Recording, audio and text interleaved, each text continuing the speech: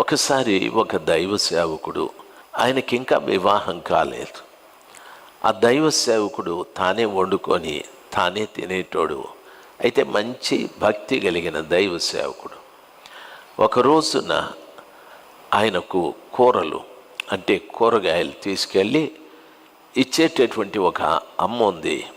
ఆమె ప్రతిరోజు ఉదయం వచ్చి ఆయనకు కూరగాయలు ఇచ్చి వెళ్ళేది. ఆ రోజు ఆదివారం. ఆయన స్నానం చేసుకుంటూ ఉన్నాడు బాత్రూంలో. ఈ అమ్మగారు వచ్చారు. అయ్యగారండి అని పిలిస్తే ఆయన అన్నాడు, అమ్మా కూరలు తీసుకొచ్చావా, ఆ మంచం మీద పెట్టి వెళ్ళండి అని చెప్పాడు. ఆమె లోపలికి వెళ్ళి కూరగాయలు అక్కడ పెట్టి వెళ్ళిపోయాది. ఆమె కూరగాయలతో పాటు పూలు కూడా అమ్మేది. ఆ పూలు మొదటి పక్కన తీసిపెట్టి కూరగాయలు పెట్టి పూలు మర్చిపోయి వెళ్ళిపోయారు. మరి కొంతసేపటికి ఆ చర్చి సంఘ పెద్దగారు ఆయన భార్య వచ్చారు పాస్టర్ గారిని పలకరిద్దామని. పాస్టర్ గారు ఇంకా బాత్రూంలోనే ఉన్నారు.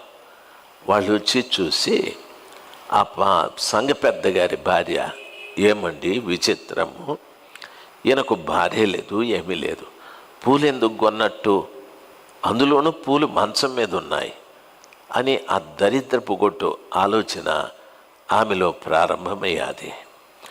ఆ విధంగా ఆమె ఆలోచన చేసి బయటకు వచ్చి ఆమె ఇంకా తెలిసిన వాళ్ళకందరికీ చెప్పేది, అయ్యగారికి పెళ్ళి లేదు, అయినా మంచం మీద పూలు ఉన్నాయి, కూరగాయలు ఉన్నాయని చెప్పలే, మంచం మీద పూలు ఉన్నాయి అని. ఇంకా పక్క ఆవిడ చెప్పింది, అక్క కళ్ళారా చూసిందంట మంచం మీద పూలు విడివిడిగా పడిపోయినాయంట అని. ఇంకా ఏమేమి చెప్పాలనో అంత చర్చి ప్రారంభం కాకమునిపే పాస్టర్ గారి గురించి పూర్తిగా దండోర అయిపోయింది. పాస్టర్ గారు మంచి భక్తిపరుడు. ఆయన బాగా ప్రార్థన చేసుకొని ఆయన ఆ పుల్పీట్ ఎక్కి మంచిగా దేవుని వాక్యం చెప్తూ ఉంటే ఆడోళ్ళంతా గుసగుస చెప్పుకుంటూ ఉన్నారు. ఒక వారం గడిచాది, 2 వారం గడిచాది. ప్రజలలో మార్పు చూశాడు పాస్టర్ గారు. ఏం జరిగింది, ఎందుకు ఇట్లా వీళ్ళు వ్యతిరేకంగా ఉన్నారు, ఎందుకు ఏదో మాట్లాడుకుంటున్నారు అని ఒక వయసు అయిన ఒక రిటైర్డ్ టీచర్ గారు ఒకరోజు సాయంకాలం పాస్టర్ గారి దగ్గరికి వచ్చాది. బాబు, నువ్వు యవనస్తుడివి, పెళ్ళి కావాలంటే ధారాళంగా చేసుకోవచ్చు, నువ్వు ఎవరినో తీసుకొచ్చి ఆ మంచాల మీద పూలు అవి ఇవి పడితే ఎంత అసహ్యంగా ఉంటుంది అని అన్నది. ఆయన అన్నాడు, మంచం మీద పూలు ఏంది, ఎవరినో తీసుకురావడం ఏందమ్మా, లేదే, అటువంటిదేమీ జరగలేదు, నేను దేవుని దృష్టిలో నిజంగా మంచివాడిని అంటే ఆ పెద్ద అంటుంది, నువ్వు తప్పు చేసే ప్రతోడు కూడా మంచోడు అంటాడు బాబు, ఒకవేళ నువ్వు ఏదైనా తప్పు చేసుంటే మానుకో, సంఘం ఎదురుగా క్షమాపణ అడుగు అని అన్నాడు. నేను చేయని తప్పుకి క్షమాపణ ఏం అడుగుతానమ్మా, ఏం జరిగింది అంటే పలానా సంఘ పెద్ద భార్య సంఘమంతా చెప్పేసింది అని. సరే, ఆ పాస్టర్ గారు ఏం చేశారంటే ఆ సంఘ పెద్ద దగ్గరికి వెళ్ళి ఆయన భార్యని పిలిచి, అమ్మా మీరేం చూశారు మంచం మీద, ఆమె అంటుంది, కూరగాయలు పూలు నాని, పూలన్నీ చిందరబందరగా ఉన్నాయా, లేదు హారంగానే ఉన్నాయి అని చెప్పింది. మరి ఒక్కొక్కరు ఒక్కొక్క మాట చెప్తున్నారు నా గురించి, ఆ పూలు ఎట్లొచ్చాయని మీరెవరూ అడగలేదే, కూరలు తీసుకొచ్చే ఆమె, కూరగాయలు తీసుకొచ్చే ఆవిడ ఆ పూలు మంచం మీద పెట్టి కూరగాయలు పెట్టి మర్చిపోయి వెళ్ళిపోయింది. సాయంకాలం వచ్చి ఆ పూలు తీసుకెళ్ళింది ఆమెను అడగండి అంటే ఆమెను పిలిపించి అడిగితే ఆమె అనింది, నేనే ఆ పూలు పెట్టింది అని. అప్పుడు ఆ సంఘ పెద్ద భార్య, క్షమించు బాబు, నేను తప్పు చేశాను, నీ గురించి చెడుగా నేను ఆలోచించాను, క్షమించు బాబు అని అడిగింది. పాస్టర్ గారి గురించి సంఘమంతా కూడా ఈ దుర్వార్త వ్యాపించిపోయాది. ఆయన హృదయం బాగా కలత చెందింది. ఈమె మీద పూర్తిగా ద్వేషం పెరిగింది. ఈమె వారం అడుగుతూనే ఉంది, పాస్టర్ గారండి దయచేసి నన్ను క్షమించండి, నేను చాలా పొరపాటు చేశానని. పాస్టర్ గారికి అస్సలు ఆమె ముఖం చూసే ఇష్టమే లేకుండా అయిపోయాది. దయచేసి గమనించాలి. అయితే ఆయన ఒక రోజున ఒక మాట అన్నాడు, నేను నిన్ను క్షమిస్తానమ్మా, నువ్వు పని చేస్తావా అని. చెప్పండి చేస్తానని.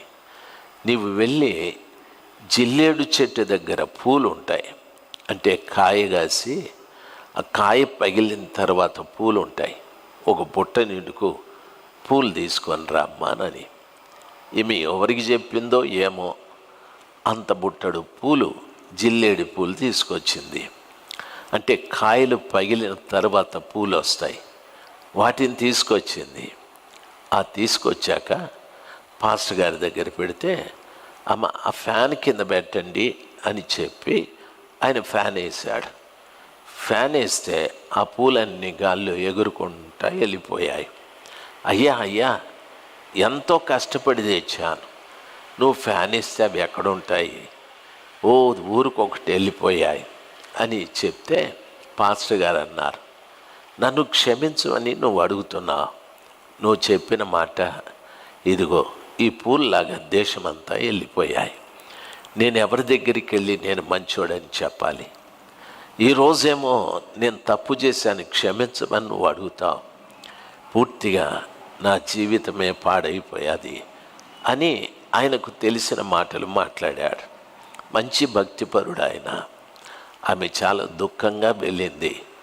నిజమే నేను చేసిన తప్పేనని దుఃఖంతో వెళ్ళిపోయాది. అయితే గమనించాలి, ఒకరోజు నా పాస్టర్ గారు ఉపవాసం ఉండి ప్రార్థన చేస్తూ ఉన్నాడు. కన్నీళ్లతో ఆయనకు దర్శనం కనిపించాది. ఆయనకు కనిపించిన దర్శనం ఒక మంచి పార్కు, రకరకాల పూలు ఉన్నటువంటి ఒక వనంలాగా ఉంది. ఆ పూల మొక్కలు, పువ్వులు ఇవన్నీ చూస్తుంటే చాలా ఆహ్లాదకరం అనిపించాది. కళ. అందులో ఒక పొడగాటి మనిషి, ఆయనకు చక్కటి నిలువుటంగి, ఆయన అక్కడ నిలబడ్డా. ఆ తరువాత అక్కడో స్త్రీ కనిపించాది. ఆమెను బాగా చూస్తే ఆ సంఘ పెద్ద గారి భార్య. ఈమెందుకు ఇక్కడుంది అనుకున్నాడు ఆయన.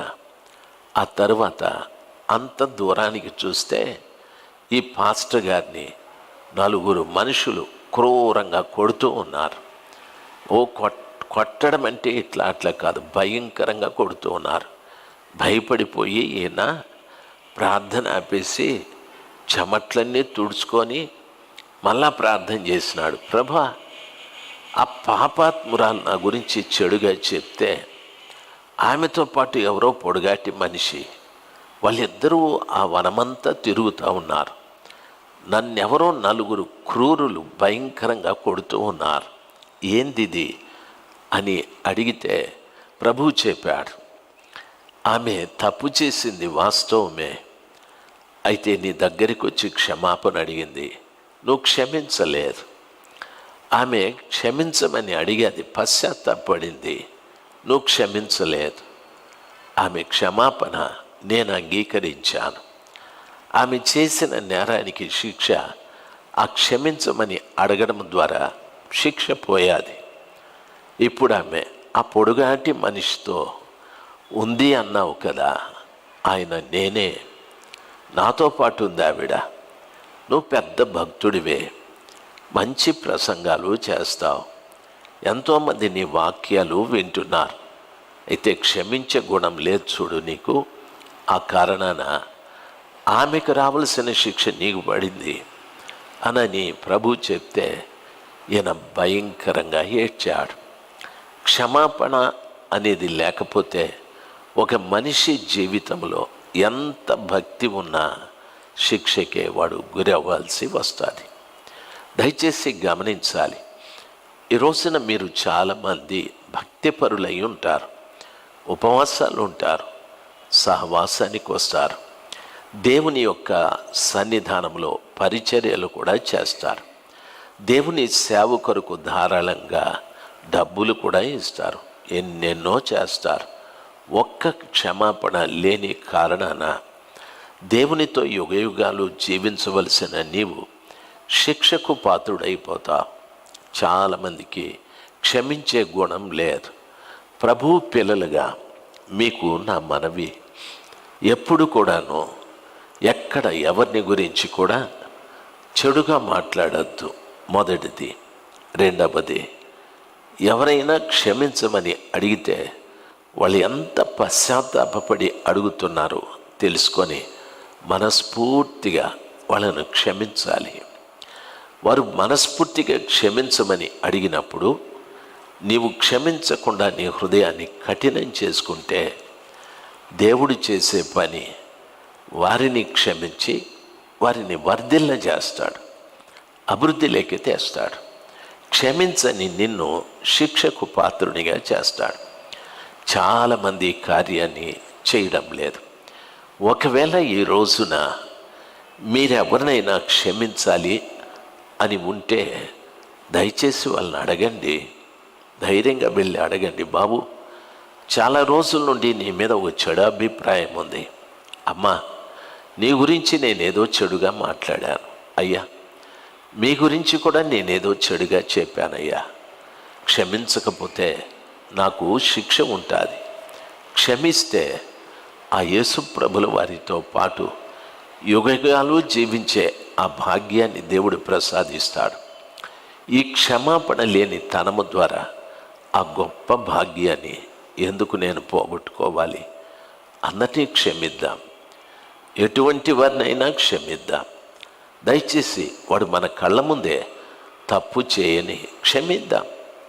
దయచేసి గమనించాలి, నీ క్షమాపణ వాడిని దూషించకుండా ద్వేషించకుండా క్షమిస్తే నీ క్షమాపణను దేవుడు అంగీకరించి ఆయనతో పాటు నిన్నుంచుకోవడమే కాదు, ఏదో ఒక్క రోజున ఆ కాపరి గారు మారినట్టుగా ఈయన కూడా మారుతాడు.